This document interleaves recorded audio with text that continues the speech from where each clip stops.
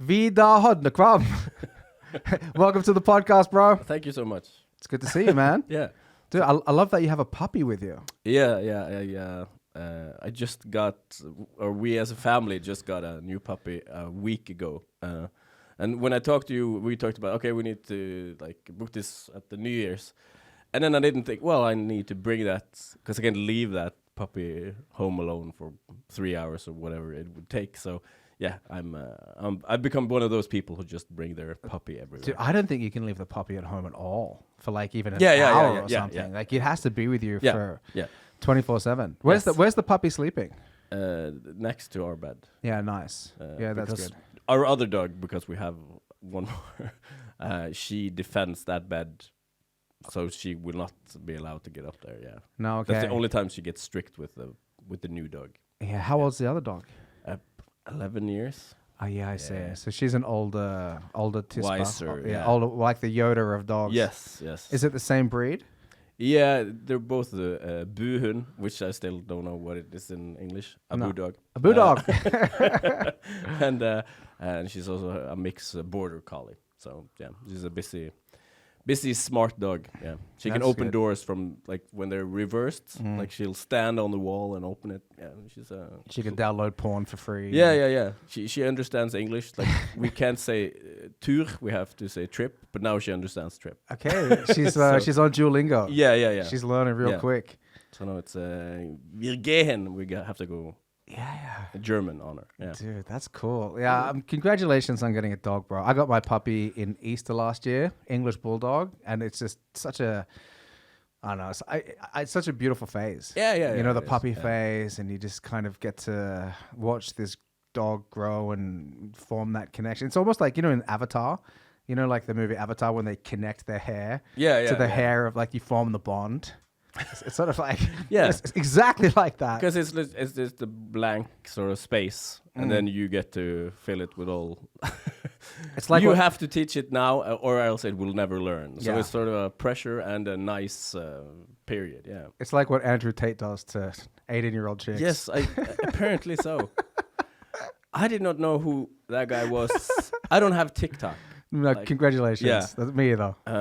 But I'm, guess my cutoff point was Snapchat. Yeah. Then I was like, I don't have the time for pictures to disappear. That can't be in my life. Do you have Snapchat, or you didn't get it? I have it. Like some ex-girlfriend downloaded it like 10 years ago or whatever.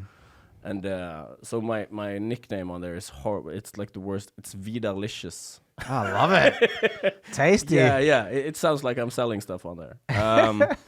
But yeah, I never like.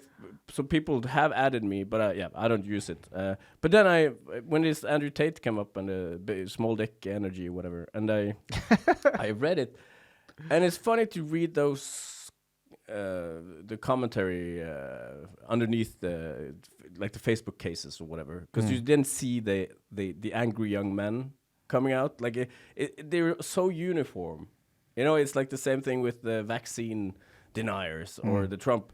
Like it's always like this. Now it's a different group, but they all have the same traits, and they all use the same lingo, like MSM and do you trust the media?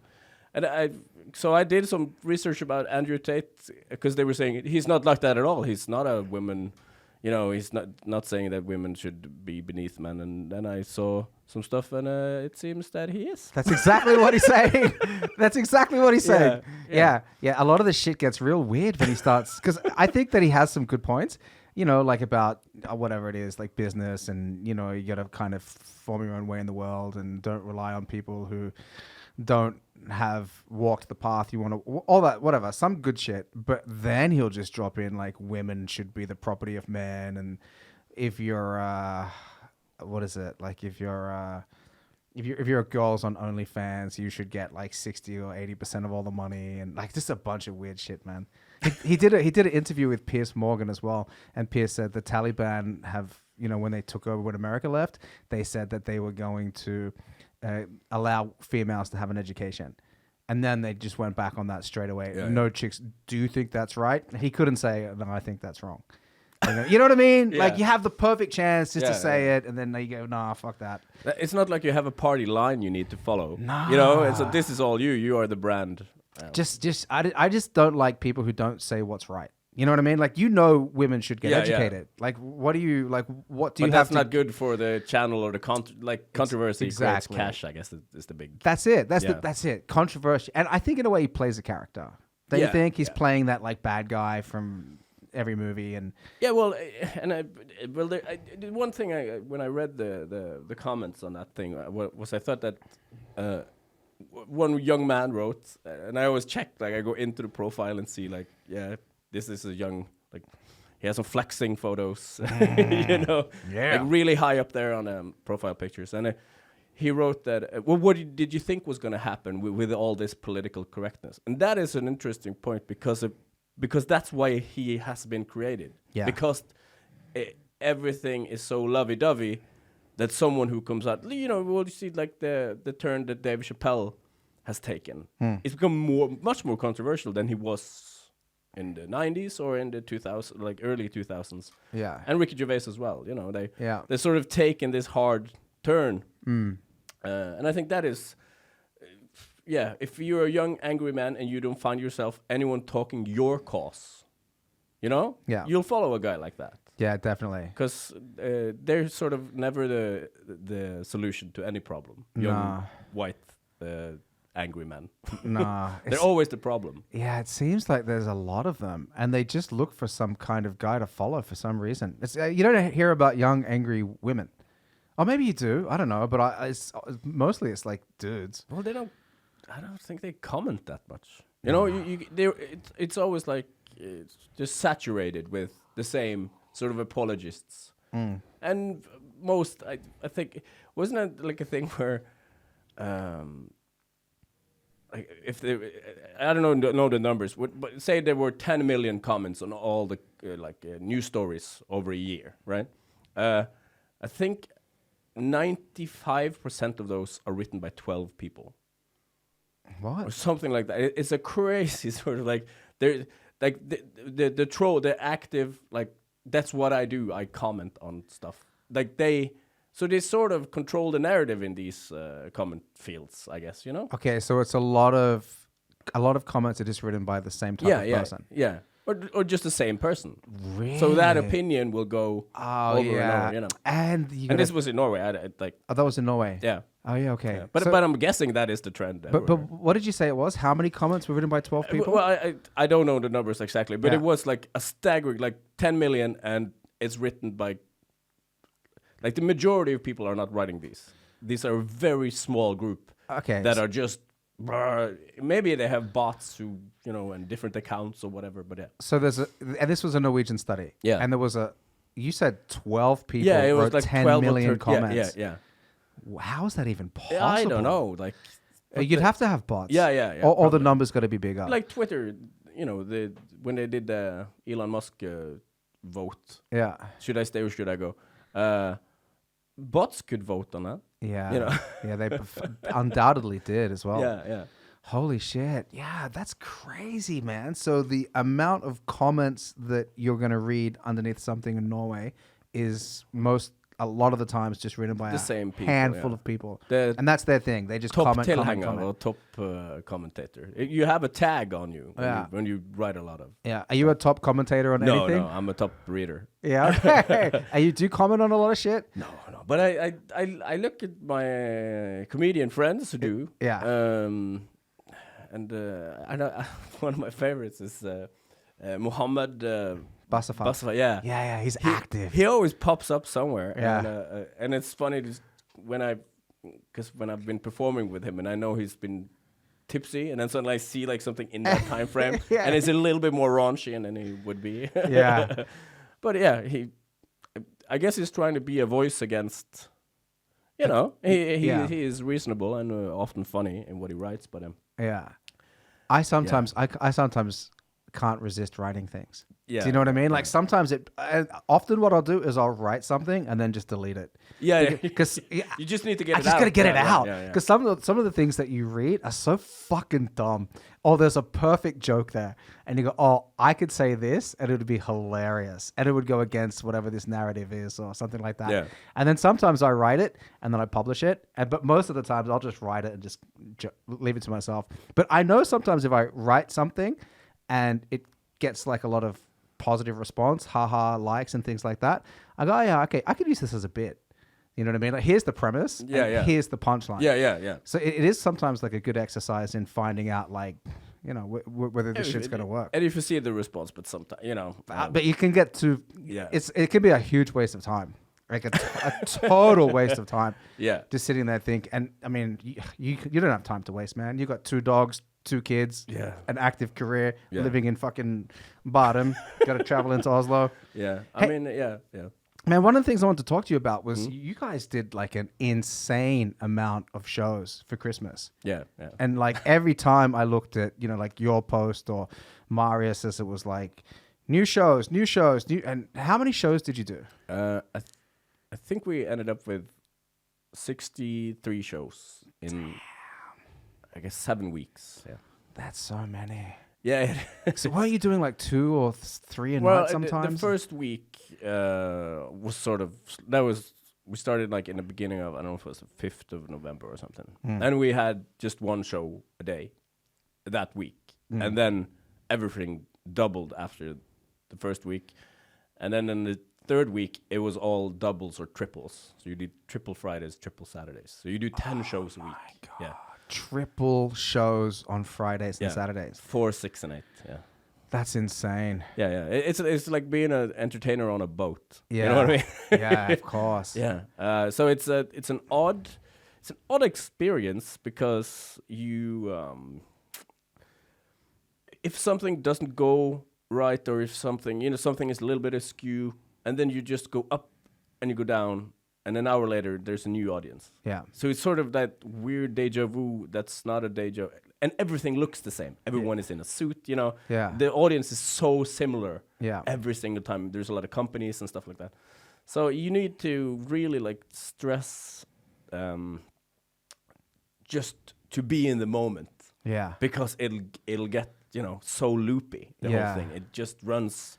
I don't think there's any run in stand-up, I think, or in that's that intense. That's that many shows over such a short period of time. Yeah, it looked like it was non-stop. And every time, like, I would see one of the posts, it just said, "It's sold out. Few tickets left. Yeah, and we're not a famous group of comedians. No. So it's sort of the machine that Latta has created, and just a tradition. They've been doing this for, 14 years or something. So yeah, we sold over 10,000 tickets. That's crazy. Which is pretty insane, because I think the capacity for each event was 163. Yeah. So that's a lot of gigs to get 10,000 people in. It is. Yeah. Isn't it crazy when you think about, like, if you have a capacity of 163 to get 10,000 people in, and then, you could be like Bert Kreischer or somebody and just do one show and get like fucking 10,000 like that. While we were doing that, I think that was in the beginning, we saw there was Lars and Martin Bærum. They sold out Oslo Spektrum. Yeah. And that was literally like, we were thinking, okay, we maybe sell 8,000 tickets. And they did it in 3 days. Yeah. They have 1 gig. Yeah. That's crazy. Yeah. So that's an easier way to work, I think. Yeah. But it was a lot of fun, and how did you end up getting that gig? Did you have a group formed before, or was there an audition process, or how did you guys end up being the ones that did the Christmas show? Well, they asked me if I wanted to do it, and I have. I've had a solo show that I've been doing that I just wrote a show during the pandemic just to have something to do, just a sense of normalcy, I guess. Yeah. But that wasn't really no one ordered that show, and they had a lot of shows backlogged they needed to, that have like Dagfinn Lyngbe, Stian Blipp. These shows have gone for 50 people during the pandemic. So there's so many tickets left unsold or left that have been sold but have not been shown. So I was sort of like in the back jam, sort of, Yeah. So I'm still doing that show on Latter, February 3rd. What's the name of the show? Pappalivet. Yeah. Yeah, it's a show about being a father. And a fuck up, I guess. But That's perfect. Yeah. So what was I talking about? So they came to me and they're like, "Do you want to do that?" And I'm like, "Okay, yeah, I think that'll be good because the Christmas julebordsesongen in Norway is a grind as well. Like, it's a grind to do 63 shows, but it's also a grind to travel every day or every weekend, and that's like doing a tour that has no tour managers, because you do these corporate gigs and you can have one gig in Kautokeino on Friday and then it's in Kristiansand on Saturday, so it's just that's a grind as well. So you sort of weigh these things up against each other, and then sort of we came into this group finally. Those four are the ones that are gonna do it. Like Nora, who is like completely new. She's been at it for like 1.5 years. She's never done a corporate gig before. Now she was going to do basically 63 corporate gigs on a stage. So it was very fun to see her progress and the way she took it. And me and Marius Torkelsen, who we have had a great year together. Like, we didn't plan it at all, but our whole year last year was me and him. It started out with I was it director? Is that what it? Regie? Is that director? Yeah, you nailed it. Of his first solo show. Oh, did you do Fuckboy? Yeah. I filmed that. Yeah. So we were actually in. Yeah, too. We are. Great show. Yeah. And then we got a gig together writing for a TV show, and then he got in on this show as well. So we've been working the whole year. So it was so great to have him there. He's such a funny guy and such a fucking trooper. Yeah. And then we have another guy who's called Henrik, who plays the guitar. Is really, really, really a good musician. Like, not just a comedy musician, but wow, you're a good musician. So it's a fun thing to create, and it has to be fun. Yeah. Because if that show is tough to do, then it's 63 times tough to do. Yeah. Triple Friday with a show that's like a slog. I mean, that would be unbearable. We had fun with the show, so therefore it felt easy. But did you have a lot of music in the show? Yeah, we have. I sing a song. Yeah. Because I saw So that's a lot. Yeah. I saw you guys were wearing pink balaclavas and Yeah. So I guess that was a song, and we did a spoof on Balenciaga. Yeah. Nice. The whole idea was just our director had seen I hadn't seen it, but I've seen it now. They were on Fredrik Solvang. They were on the button. I saw it. I saw that. Yeah, right? Yeah. And they were with the masks. And I've never heard this music. I hear Peppa Pig. That's what music is in my house. And they were in the masks and they were talking in that, voice modulation where they have this deep voice.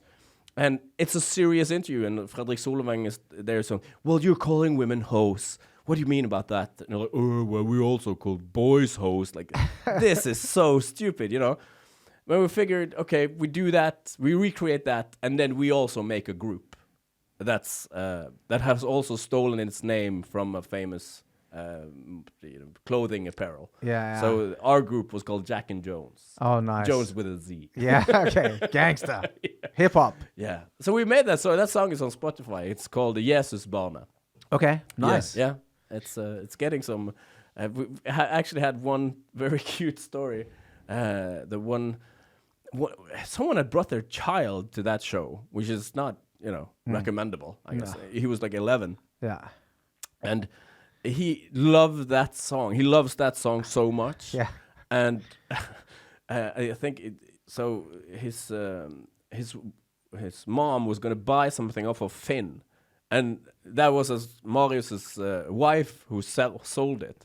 Okay. So when she arrives there, the kid is with her, and he realizes he's in the home of one of the Jack and Jones. No way. And he goes back to school and says, I've been at their house, Jack and Joseph's house.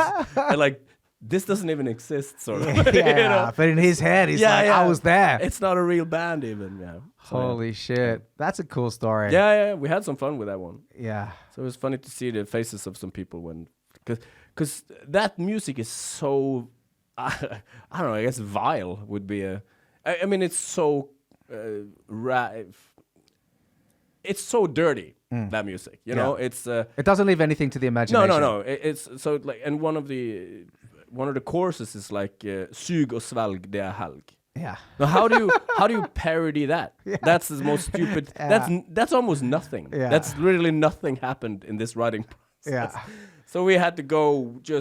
We went. So the line, the chorus line is, "I want to take cocaine with the child Jesus." With baby Okay. Jesus. Yeah. Okay. So we went that way. Yeah. We had to go somewhere. You have to go. Yeah. Yeah. So it was fun watching old people react to that one. Yeah. So, but that, you know what? There's so much music now. You remember like when you listened to a song when you were like growing up, like an Elton John song or like a love song from like the 60s or whatever. And they were talking about sex and love, but they weren't being explicit. They were like really poetic. Yeah. You know what I mean? You had to like interpret what everything meant. Nowadays, it's just like, I want to fuck you. And like leaving nothing up to the imagination. Yeah. Yeah. And I remember Bobby Brown when that song came. Yeah. And I remember I'm Too Sexy. And we were like, oh my God. That was the most crazy song we've ever heard. Yeah. Did you remember that song, Girl, I Want to Make You Sweat? Girl, I Want to Make You Sweat. Dude, you can't sweat no more. Exactly. Yeah. And when you cry out, I'm gonna push it some more. Look it in your big brown eye. Yeah. Dude, that's a song about fucking a chick from behind. Yes. Or anal sex, right? And not very pleasant anal sex. No! When you cry out, I'm gonna push it some more. Oh, there is a comedian in Bergen who has that joke. Øyvind Prestegård. About that song? Yeah, about that song. Wow. And the punch, now I know why they call it Inner Circle. Yeah, exactly. Exactly. But that was just how it used to be. And like that song there is kind of like this, probably a point in the evolution where it started to get a little bit more obvious. Yeah. And now it's just so blatant and explicit that there's no poetry behind it at all. There's no room for interpretation. No. It's sort of the Andrew Tate of poetry. It is. Yeah. But I feel like that's kind of something that when I'm doing comedy as well, I try to keep in mind. Because I've definitely fallen into the trap of being too explicit and too vulgar. But then if I just tone it down a little bit or make it a little bit more like the audience has to make that click for themselves, the joke works so much better. Yeah, I same thing with me. Like I started out and it was like, you sort of wanted to cuss, I guess, or say, you wanted to shock, I think, just to get a reaction. And then you see sort of like when you grow older and wiser as a comedian, you see that if you can tell a story that connects, that is a lot stronger than a bad word or, you know, saying fitta or whatever, you know? Like if you can suck them in, they'll feel it a lot more. Yeah. And you'll be like... if you want them to like have that feeling of embarrassment, that is so much more if you can tell a story and just bring them in. Yeah. And you don't have to say one bad word at all. Yeah. So I'm actually become more and more fond of clean comedy. Me too. Yeah. I mean, I think if you're doing a clean set, you have to be a little bit smarter about how you get laughs about things, because the easy way could just be, and then I fucked her. But you can't say that. But the subject matter doesn't have to be clean. No, but no, exactly. Yeah, and that's the beauty of it. Yeah. You could tell the most explicit story, but just in a clean way. Yeah. And then it's like, you know what? For me, I feel like it's. Do you remember when you watch a monster movie and then you don't see the monster that much? And then your mind fills in the blanks, and you get even more terrified. And then then it becomes more real to you. Yeah, it was like Paranormal Activity. Exactly. You know, that became huge because almost nothing happens. Nothing. or Blair Witch. It's just terrible camera work. You don't see a thing. Yeah. But everything around it. So, are you telling more stories now in your act? Yeah, I mean, yeah. I guess I think I just write. You know, when I'm a dad, like I had my my good friend Ole So, who's always brutally honest with me, I had an idea, like in the pandemic when I was trying to write the show, I had an idea to make like a history show because I'm a huge like history buff, and I had an idea how to do that. I'm not gonna spoil that out because I may be doing that later. But he was like, "Why are you doing a history show? Why?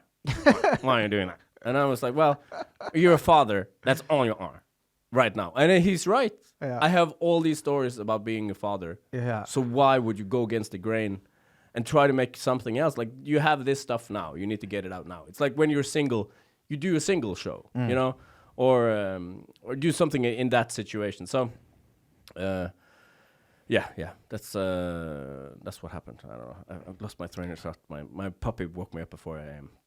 Your puppy woke you up before? I woke up at 4 a.m. today too. Yeah. I'm still jet lagged, man. I just got back from Australia like 5 days ago. Really? Yeah, I fall asleep at 8 o'clock and wake up at 1 a.m. in the morning. Last night was, because I'm on Australian time. Yeah. Last night I fell asleep at 8:30 and woke up at 4. And I was like, you know what? 8 hours, I'll take it. There. We're getting there. We're a couple more days. And you can feel sort of like a blue-collar worker. Yeah, right? I'm just going to go and make a difference today. Yeah. I'm going to go and use my body to earn some cash. Yeah. Yeah, but we were talking about using stories. Yeah. So I'm writing that show, and it's just so like nothing happens. You know, in that period when nothing happened in the pandemic, there was Trump and Corona. That was the two sort of news stories. That was the only thing that happened in the world. Yeah. And there was no input. You met no new people. It's very hard to write jokes in that sort of, because this joke is not going to be said now. It's going to be said a year from now, maybe. Hopefully. Yeah. And then my kid disappeared. Like, he hid and he didn't say, and he wouldn't say where he was. Yeah. And when I was going to pick up his mom, and so basically it's a full police helicopter hunt. Dude, that motherfucker's committed. Yeah. So literally, there's a helicopter over our house, And I'm not going to reveal my position. and then it's just like ta-da! Oh, that motherfucker. And that story happened, and it was so traumatic. Of course. But then, like 3 days later, I sort of summed up the sums of that story. It's like, this is pretty funny. Yeah. And to me, when I could like write it out, that became sort of therapy too, because it is a huge like feeling of loss almost when something like that happens. And then 6 months later, my youngest son was watching the cell phone in the morning, and he filmed my wife in the shower, and he put it out on Facebook Live. No. Yeah, that happened. How old was he? He was 4. No. Yeah, he didn't know. Because it's so intuitive. You just two buttons, and it's on. Oh, that's hilarious. And it was on my Facebook Live. Oh, that's hilarious. So we had people like, I don't know if you know this, but your wife is... Oh, my God. That is so funny. Yeah. So those two stories happened, and I was like, well, these are bookends. Yeah. I can use these two. Yeah. And then just fill in the rest. So I love telling, like, that's my favorite thing is, if you tell a story, you can keep an audience committed for... Like, one bit I have now, it's 10 minutes. Yeah. It's the same story for 10 minutes. Yeah. And it's so... I like, as an audience member, too, just to be in one place. Me too. Yeah. When it's not ding-ding, a new thing. So if you can have a couple of those long ones... Yeah. It's really nice. Yeah, it is. As a comedian, as an audience. Yeah, I 100% agree. Like, one of my favorite bits is a Jim Jeffries bit. It's a story where he takes his friend who has cerebral palsy to a brothel to have sex, and it's a 10-minute bit about this dude with I haven't heard that. Oh, it's amazing. It's about a dude with special needs who they want to get laid, and that's his wish. What is there anything we could do for you? Well, actually, I kind of like to have sex, and it's a very long bit, but you get invested in it. Yeah. It's emotional and it's hilarious, and I think it's a 10-12 minute bit. Yeah. Like, it's real long, but you just want to be there. Because he has like that one with Mariah Carey's birthday. He's doing a corporate at... Mariah Carey's like husband's birthday. He's like 70 or whatever. Yeah. And it's just a long bit about doing that. And as a comedian, you feel that so much. Like, even though you're Jim Jeffries, you're world famous comedian, and you have to do this shit gig without a mic, and they don't know who you are. And that's a long, and you are in that moment and you feel his pain, you know, for a long time. And that is, Did you know who's somebody else who's amazing at telling stories? Martin Lepperød. Like when he tells story, I've seen him a bunch, and he's telling like it all feels like a new story every time, and it's so good. Like this, he's so good at storytelling. You know what I mean? He'll just drag you into this story, and it could be about fucking, you know, whatever. And you go, damn, I never thought to like, wow, you made that and hilarious. He has this like instant sort of, you feel for him so quickly. You know, you sort of like he's your baby brother. Even though he's a lot taller than yeah, it's true. Dude, I'm excited to see his solo show, actually. It's coming up now. It's coming up soon. Dude, there's a lot of people doing solo shows. I was thinking about it. Like, I don't think there's ever been such a like plethora of people, and I think that's a really good sign that it's a lot shorter. I remember I did my first solo show when I've been doing comedy for 5 years, and people were like, "What the?" Like, I heard some people were mad. Like, why would you be mad? Like, this doesn't, because sort of you haven't earned it yet. But now it's, you know, if you're a good, or, you know, a writer who writes a lot, there's no, and maybe you have some background in acting, like, so you can act out your bits. There's one thing if you have no acting experience or whatever, so you just have to do like one-liners. It's very hard to write a solo show within the first 3 years of your career. But if you know something about storytelling and you know how to act stuff out, then suddenly you have an hour. You know? And there's no better tool to become a better comedian than to try to do an hour and see how you do. You know? Yeah, I can imagine. I feel like it's very difficult to judge the ability of a comedian until you go over 30 minutes. Do you know what I mean? Like if you do 5 minutes, 10 minutes, 15 minutes, 20 minutes, I think like, I can see that you're good, or I feel good about this.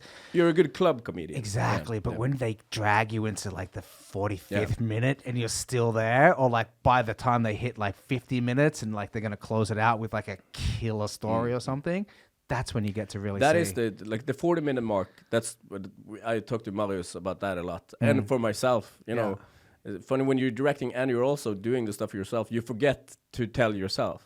But 40 minutes out, you're sort of tired. And the audience is also, so you need to sort of embrace that now we're in a little bit of a transport period, or I don't think that's the right word, but like now we're just gonna you know, go about a little bit, because the big closer is coming, and you probably had a big story about halfway, you know, about half an hour. Because you've had the start where you hopefully you get a lot of laughs, and then you have to calm it down a little bit, tell some longer stories, and then you build up to one, and then you have to have that joke or that story that's relaxing to say, sort of, and relaxing to listen to, because it's gonna be a crescendo at the end here, you know.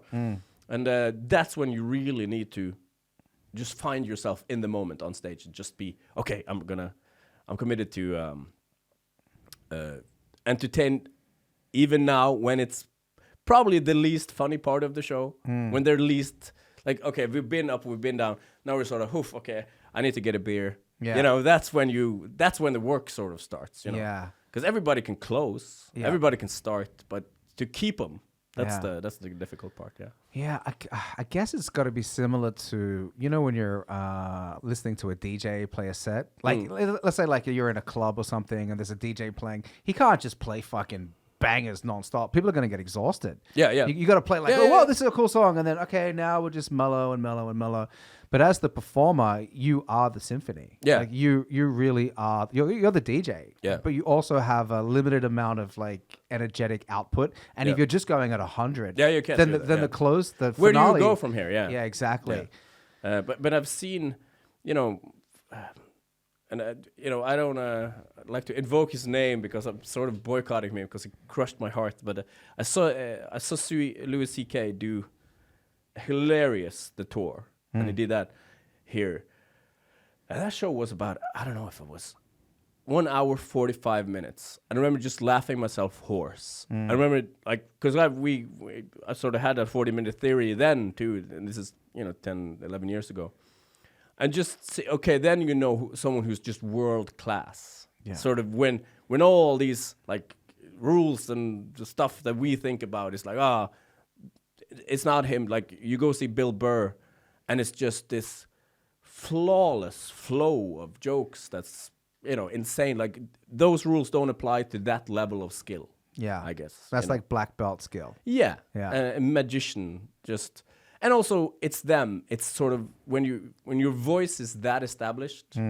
Like I do my solo show, and I'm back there. My face is on stage at Latter, and people come up to me 2 minutes before the show. Where's the bathroom? They think I work there. Like, okay. Because I'm that. You're at my show. Yeah. Actually, that is a funny story. The first time I heard your name. Yeah. I'm sitting and I'm having this. I was working a script on this TV show, and I met this celebrity, and he's from the same place as I am. Yeah. Right. And it turns out he's actually like lived on my uncle's farm, and he's from both places where my grandparents are from. Like this is a really small place in the western part of Norway. Yeah. And so I asked him, so who's your favorite comedian? And he goes, Inia James. I go, okay, yeah. And I just saw your name sort of in a podcast. I'm like, yeah, okay. And he's really like, he's out there, he's a course or whatever. And then during our talk, we talked about an hour more. And then he realizes who I am. Yeah. And he's, oh, yeah, I like you too. That's how unknown I am. Okay. The people talk to me for 2 hours before they realize it's me. Oh, wow. Who was the guy? What's his name, man? Adrian Salvold. Oh, yeah, Adrian. Yeah. Yeah, shit. Nice. Yeah. Dude, did you see what happened to him? Yeah. Wow. Wasn't that crazy? Yeah. That's one lucky dude. Yeah, I mean, Jesus Christ. We worked that show that's coming on Dagbladet TV. It's going to be a really fun show about like reality legends and stuff. And it's not just that. Like he has had close encounters with death, I don't know, 6 times or something. Like skiing and just hitting his knee in his face while yeah. Oh. Wow. Just some horrible stuff, yeah. Yeah, I saw that video. Like but a really nice guy, yeah. Yeah, awesome dude, super cool guy. He when he did this, I think he was doing a backflip off a fucking building. Well, he wasn't doing anything. I think he just fell. Yeah, he was supposed to do a backflip, but his feet was slippery, and then he told us about and he just hit. I think he didn't get a concussion even. No, that's good. But I think he hit his. Something.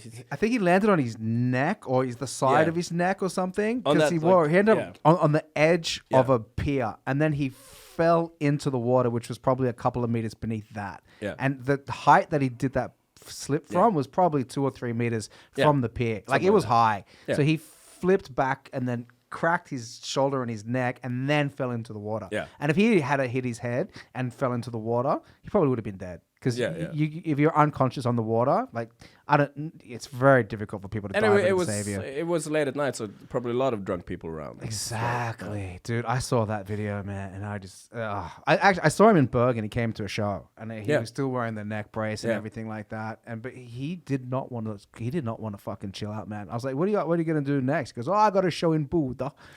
Well, I'm going to perform at a festival for 10,000 people. Everybody says I should take it easy, but I'm going to go out there with a hospital gown on. I'm going to have this machine. I'm going to fucking rock it. I'm like, all right, dude. He's just that guy, Yeah. I mean, that is a lot of energy. A lot of energy, dude. Yeah. A sweetheart. Yeah, he's a great guy. Yeah. Really nice. Shit. Yeah, that's cool, man. Yeah. So you have some fans out there? Dude, I got some fans. I got some... and I think it's... I don't know how to I don't think I have a huge following when it comes to my comedy, but I always feel like when somebody comes up to me after the show and they says, I really enjoyed your performance, or you were really funny tonight, it means so much to me. You know what I mean? Like just the guy at the bar at the club afterwards, or hey, you were really good tonight. Like always feel like that is such an honor to hear. Yeah. You know what I mean? Well, it is. Yeah, it really is. And sometimes which is kind of weird is sometimes I'll do a performance. This happened just before Christmas. I did a show and I felt like I fucked it all up. I didn't feel great about it. And I was kind of like low on myself. And then when I left, like somebody on the stairs said, "Hey, great show." And then somebody else said, "Hey, great show." And the other comedian I was there was like, "You know what? You shouldn't be so down on yourself because you're going to ruin it for them." Yeah, that's true. You know what I mean? Because they don't know, like, the standards we set on ourselves, which are always higher than... Exactly. Almost every time. Yeah. Man, but that's something I'm trying to get better at. You know what I mean? I feel like I'm okay with it, like divorcing my emotions from what I think is failure and from what I think is, like, super successful. I just always try to be like, no matter what, if I go on stage and I murder... Okay, you just did your job. Yeah. And if I go on stage and I fail, hey, you just did your job. There is a sort of sobering thing that if you... I remember when we were in a Datra and just killed, just a slamming set. And I can't remember who told me this. It was Jonna. But like, yeah, you know what just happened? I'm like, yeah, I just fucking killed. Yeah, in front of 50 people. You could have bombed and nothing would be different in your career. And that is sort of true. Like... And that sort of hype, I can understand a young comedian when you go out and you have this sort of, when you're in that shape, you know? And that goes up and down. Sometimes you just have that, now I'm just on a roll. I have 2 months. All the gigs are going to fly. These new jokes, sort of before they rot, every joke has their sort of, like where they're just ripe and they're just boom, boom, boom. I don't know if something about the times or, and just you, because you sort of always change them a little bit around way, you know? And then, but nothing really happens. You know, you can bomb, you can, and that's a good thing to remember when you have to write new jokes. Yeah. You know, of course, you should always care if you do, but you can't live your life and worry about. You can't go home and be sad about it. No. And that takes a while to get out of your system. Yeah, it does. But stage trauma is a real thing. Yeah. Do you know what I mean? Like when you get that traumatic sitting in the bombing. car, and you get that sort of.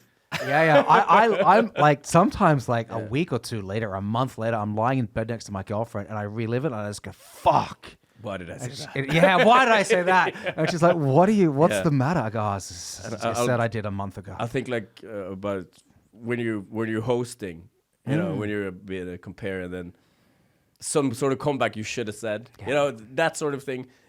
And you did that as a kid, like when someone had been bullying you, or that's what I should have said. Yeah. This is like, as a grown-up, it's almost more demeaning to yourself, you know? Yeah. I had one of those, this weekend. I was hosting this weekend at Latta, and I was just, I sat on a bus on the way home and was like, yeah, that's what I should have said. And, but then you're like, well, whatever. Yeah, that's good. Let's go eat. Yeah, nice. You need to shake it. Where are you performing mostly these days? Is it Latter and other venues around the country? Yeah, I mean, like now when I've had my kids and we live here, I try not to travel as much. Yeah, but so it's sort of difficult. I remember this when we had other comedians living in Oslo, that it's hard to book. You know, it's hard to travel to do little clubs for not that much money if you have 2 days away and you need a babysitter and you need, you know. But now my kids are finally a little bit older, like they're getting up to that age where it's not that, so I can travel a little bit. So I'm home to do more clubs just all around Norway. Yeah. Because I love doing stand-up, and I really love doing club stand-up and just being out from Hammerfest to sort of Lindesnes, like just traveling and just meeting the young new comedians that sort of pop up. Now I feel everywhere has a little bit of a stand-up community, you know? It's awesome. Yeah. So, but mostly now I'm doing my Pappalivet is coming to Latta now in February, the first week, and then one more in March, second week of March. And otherwise, it's just the gigs in Oslo, just Josefines and yeah, maybe. Yeah, nice. Yeah. Dude, I'm doing a show at Neo now. Really? Yeah. What kind of show? It's a Comedy Smackdown. Oh, yeah, I saw that. Yeah. So I talked to... Is it roasting or is it... Dude, it's whatever you want. So do you know the concept?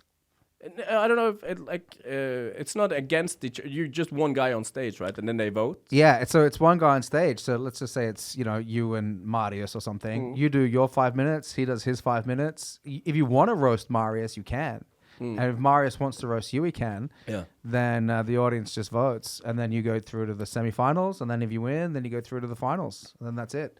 Kind of fun. Yeah. What I noticed about the first time that we did it was that when in the semifinals when Espen and Sivert roasted each other, people loved that shit. Yeah. And we had Jonas was there as well, and then like he came up on stage and I go, "Do you like the concept?" He goes, "Yeah, but I would like to see a bit of roasting." And then the audience were kind of like hungry for it.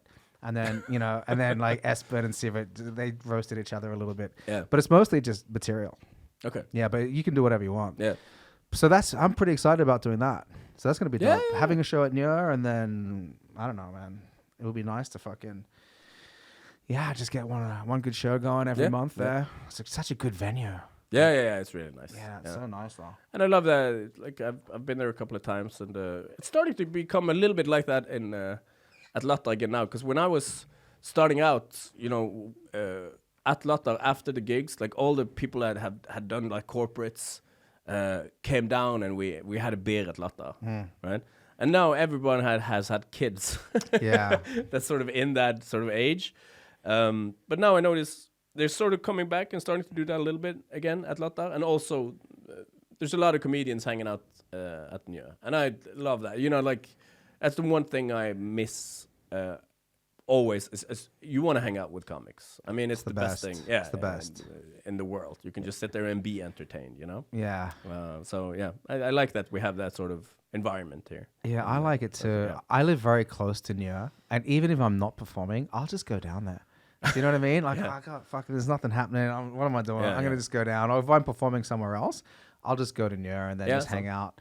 But it's like you said, man, like that community of comedians, it's so valuable. Yeah. Like, and just hanging out with people that are genuine about, the friendship that you have and that you're in this thing together. And I'm sort of like, this is my sport. Yeah, exactly. You know what I mean? Yeah. You're an athlete. Yeah, so you can sort of just nurture, if you move, I would just, that premise, you need to have one more sentence of explaining and the punch will pop more, It is an art, and 100%. And you can talk to people who like, oh yeah, you see, if you can help someone just to see that, oh yeah, that'll work, and then 2 weeks go by and they say, I used that, it worked, that's such a good thing, and then that's how Bergen came up, was that people helped each other. Yeah, stand-up Bergen, we all sort of pitched in, and there were no stars, there was just let's have a good night. So people wrote on each other's jokes, and I think maybe that is starting to happen in Oslo too. And I think then every so. big one becomes better. Yeah, I think so. Like at the level that I'm at, like with the the group of performers, everybody's really supportive and really helpful. And we don't really organize that much to get together and like write or whatever, but when you're hanging out having a beer, of course the conversation is just going to go towards hey, I saw you perform tonight, what if you changed Yoda to Admiral P, or what if you did this to that? Yeah, but you know what, something I don't... That's an odd joke, Yoda to Admiral P. Yeah, I know, that was a real... That reference can be interchangeable, I don't know what... This is a weird... Well, yeah, they both talk special. Yeah. Man, one of the things that I kind of don't understand sometimes I don't understand why something is funny. Do you know when you just say something and people just love it? And it doesn't, why that thing? I've had it, like, one of the biggest punches in my show, in an hour show, was a line I did not intend to be funny. Exactly. And that is an odd thing, like, because when I told about my kid failed my wife, so the prelude to that is that he gets up at 4:30 every night. Every night he wakes up at 4:30, and he stands next to my bed. And I would always say this just in a casual manner, that he would say, "No, in the morning, it's morning time," But then one day, I don't know, I just had a little bit more bass in it, and I did not intend for it. So I said, "No, in the morning," and they just exploded. And I went to the sound guy like, "That's a joke, that," and he was like, "Yeah. That is a shoot." And then I did a little bit more on the next, and it was just like, okay, that's an applause break now. You know? Yeah. And it's just okay because I'm not an actor. I've only been doing comedy, only stand-up comedy. So using my voice or using my antics or movement is sort of an unknown to me. And so when you suddenly realize that just a move with your hand, that's a joke too. Yeah.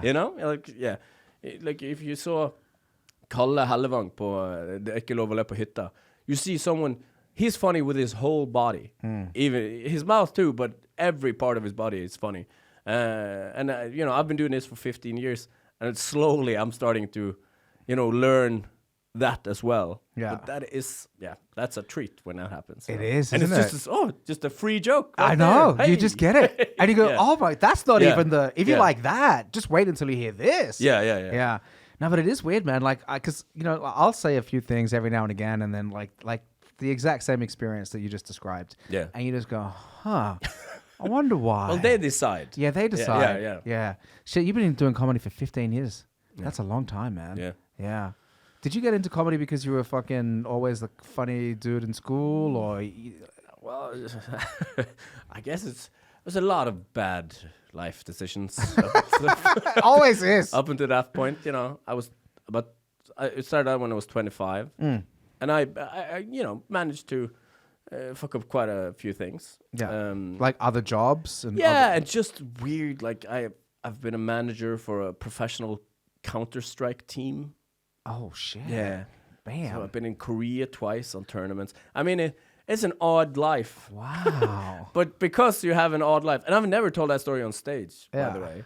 So, but when you have experienced odd things that most people have not, that are not necessarily pleasant, that is often a good base for comedy. Yeah.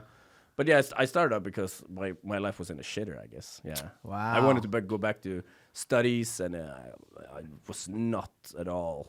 Like my life, in that fall of 2006, I started in April 18th, 2007. And that fall, I had like a meeting with my family. It's like a low point. Like they're sort of like, okay, we need to, like, they sat me down and had a talk. Like, you need to do something here to get your life organized. And then I saw my buddy Thomas Nassa, who's a comedian in Bergen. He was going to do a show, and then I went to see him, and I was like, I was so jealous. So I called my dad and I said, I'm going to be a stand-up comedian, and it's all going to work out. And then my dad, this is my, as a father, my fucking moment when he said, I've done nothing but disappointing for the last 7 years at this point. And he's go, I know you will. You're going to be great. That sort of backing up, and it did. Like 6 months before you debut. Yeah. How do you know this is going to be great, Yeah. And it's so few make it, sort of like, I'm not a famous comedian at all, but I've been making a living off of this for 11 years. And that's a life hack right there. Yeah. You're a full-time comedian. Yeah. For 11 years. Yeah. That's good. Yeah.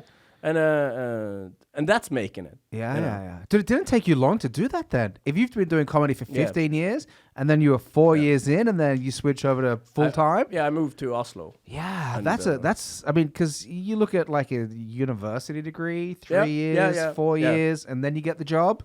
Yeah, that's good.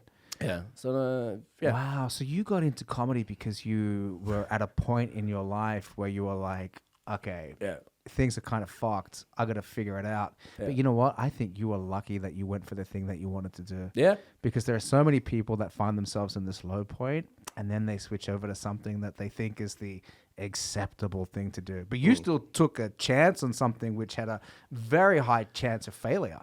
Yeah. You know what I mean? At least on paper. Yeah, and stand-up then was not what it is now. Like, there were so few comedians. 2007? Yeah. We were the same comedians. Yeah. Like, the first year at that time, they had a festival at Latta, and they had a newcomers night. That was one night, and the whole if you did well there, you got one spot at one night at Latta that sort of fall or whatever. And we were so few comedians that many people were newcomers the next year as well. Yeah. Like, there weren't any new ones coming in. No. But we had a batch from Bergen that started just when I started. Yeah. And 3 years later, we had a new batch. That's when Ole and Jan Tore and Stian Blipp started. And then a couple of years later, we had a new batch with Sjur Koppen and Erik Kokos. So, but we were first. And then you get more stage time, you know? Of course. So I think it didn't take a long time, but at the same time, there wasn't that much competition. So you got to be on stage and you got to learn how to do it, you know? Yeah. And so that it doesn't matter how many years, it matters how many times you've been on stage. Exactly. You know? So you can, in London, if you are a working newcomer comedian, you can do 120 a year. You know, you just a backpack and do 4 a night in the weekends, you know. You can't do that in Norway. But if you travel like I did, I traveled a lot. Yeah. And for no money. No. And just to get the experience. You know, you come over here and you do Datra and Josefines. Yeah. I think my total pay was 620 kroners. And the train ticket was, 800. Yeah. So how did you end up then after 4 years being able to earn enough money to do this full time? Was it corporate gigs? Yeah, well, I hadn't earned I figured like it was just an attempt, really. It wasn't like, okay, now I'm moving to Oslo permanently, because I had an apartment that I owned in Bergen. Yeah. Because I started at 25. A lot of these kids now, they start when they're 19. You know, I was sort of an established adult. So I moved into this collective. I mean, just the living standards just plummeted, you know. Yeah. With the shutter down outside in the stairwell. I mean, 15 minus degrees, you know. And I had a gig doing like crowd warm up at a TV taping. Oh, cool. So I knew I had rent money for 3 months. So I knew that. So I knew I wouldn't starve if I moved here. And that's the sort of thing Oslo has all the television companies, almost all of the radio stations, the biggest stage there wasn't a lot of clubs then. It was not Josefines, it was Victoria Theater, and it was what became Josefines, and Datra and Latter. Those were the only 3 gigs in Oslo. No other gigs. Now you can do a gig a day. Yeah. You know. Yeah. And maybe 2 and 3. You know. So I figured like how to get most stage time was doing that. So yeah. I went hard. Like when you finally find something you're good at, you know, I'm gonna pursue this. Wow. So you loved it as soon as you got into it, and you were just naturally good at it, or you know what I mean? Like I loved it, but I also I guess I worked hard, I guess, but not really. No. I never considered it work, sort of. No. You know? Yeah. So it was odd when people were like, "Oh, you work so hard." Well, having coffee and talking shit, you know. Yeah. And then recreating that on stage. I mean, it's not that hard, I guess. Nah. But that's the one thing that that's what I think is always the key to success in something. If you really love something, you're gonna be good at it. Yeah. And sometimes you just have a natural talent for things. Yeah. You know what I mean? Like whatever it is, music or comedy or performance or mathematics. Yeah. You just have a natural talent for something, and then when you really find something that you can use as an outlet for that talent that you enjoy, like the conditions are there for you to thrive. And you know, I've I got like a lot of friends and people that I know that have at this point now where they go, fuck, I put my talent to work into something that I wasn't really passionate about, and now I'm like in my 40s and I just want to fucking jump ship. Yeah, you know what I mean? But now I have this loan. Exactly. Now I have this loan, and we just bought a Tesla, and the wife wants a new cabin. Yeah. But I always feel like you said, it's a life hack. I chose a puppy. Yeah. Yeah, a cute puppy. Yeah, but yeah. Shit, man. That's a crazy story though, huh? Yeah. But I love hearing stories like that, you know? And you know, another reason that I wanted to ask you about that was because when Marius announced that he was going to go full-time as a comedian at the beginning of last year, I was like, all right, nice. Now we get to watch this process unfold in real time. I think everyone a lot of people in here thought the same thing. Like, this is a very interesting project. A very interesting project. And look, we get to see how, like, what's the process and how's it going to go. And I think I had him on the podcast in like maybe May or June or something. It was kind of the midway point. I was asking him, how's it going financially? And he said, he was like doing comedy, but then supplementing with like working on other things. Well, he has an education, you know. He's a very, very put together individual. He's very smart. Yeah, he is. He's you know, one thing that he said that was like kind of like stood out to me. I go, do you think some people are naturally funny, or do you think they have to work at it?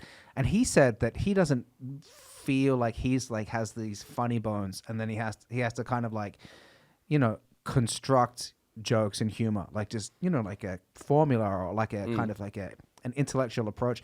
And then when I saw his show, like Fuckboy, which you directed, it was so well put together.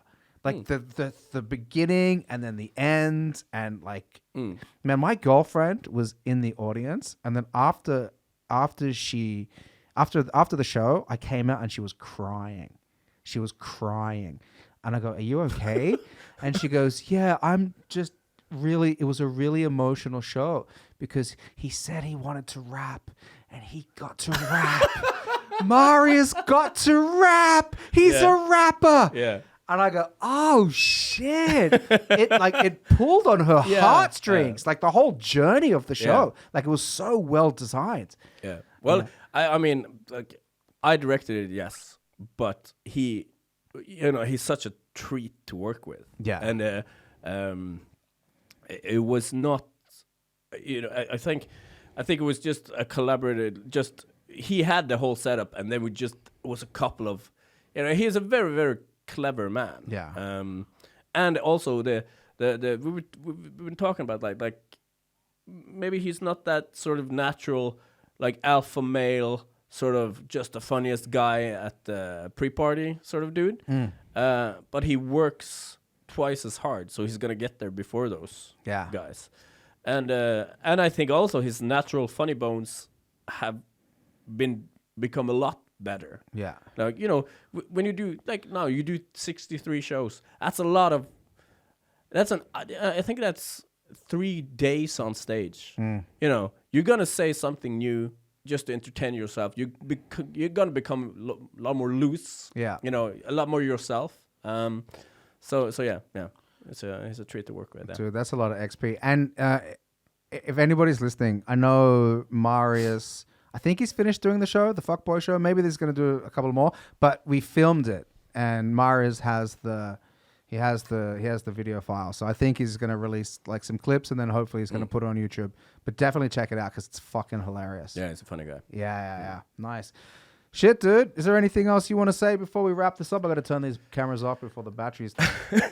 No, just thank you for doing this. I mean, it's a nice little to get to know comedians in Norway in English, I guess. Yeah, it's cool. It's funny to see him talk. Yeah, so, it is. It's kind of weird, right? Yeah. Because there's so many comedians that like you just know through speaking Norwegian, and then now all of a sudden like we're all talking English. Yeah. And you sort of hear these stories that you have heard before. Yeah. A lot of the times when you've been in the business, and then you sort of, that's a new story there. Yeah. Dude, I love doing the podcast. Do you do a podcast or anything? No, I did one. Me and Ole So did a Latta podcast, and then the pandemic came and we couldn't see anyone, and it was just like there was nothing to talk about really because we did news every week. And there was no news. No. So I just and also my kids were home. Yeah, of course. Kindergarten was closed, so it sort of died on the vine there. Yeah.